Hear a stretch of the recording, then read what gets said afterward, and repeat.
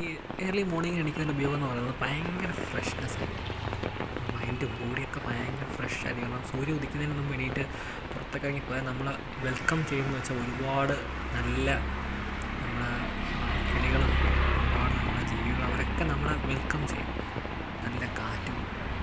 Early morning എന്ന് പറഞ്ഞാൽ ഭയങ്കര ബോഡിക്കും നമ്മളൊരു മൈൻഡിനും നമ്മളൊരു ഡേക്ക് തന്നെ ഭയങ്കര ഇമ്പോർട്ടൻ്റ് ആണ്. നമ്മൾ ജസ്റ്റ് ഒന്ന് എണീറ്റ് നോക്കിയാൽ മതി.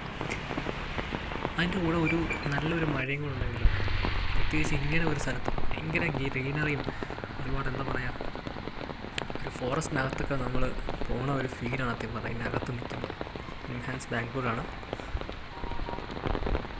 നല്ല മഴ എന്ന് വെച്ചാൽ രാത്രി ഫുള്ള് മഴയാണ്. രാവിലെ അതിൻ്റെ തുടർച്ചയായിട്ട് പെയ്യുന്ന ചെറിയ ചാറ്റൽ മഴ, പിന്നെ അത് നല്ല രീതിയിൽ കൂടുന്നുണ്ട്. ഇതതിൻ്റെ അകത്ത വ്യൂ ആണ്. ഇതിൻ്റെ താഴ്ഭാഗത്ത് OPD, പുറത്ത് ന്യൂറോ ഡിപ്പാർട്ട്മെൻറ്റാണ്. അത്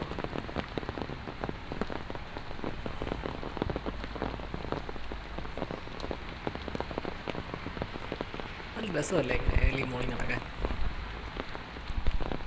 ഒരു കുടയും ഇത്തിരി മഴയും ഒരു ചായയും സന്തോഷം.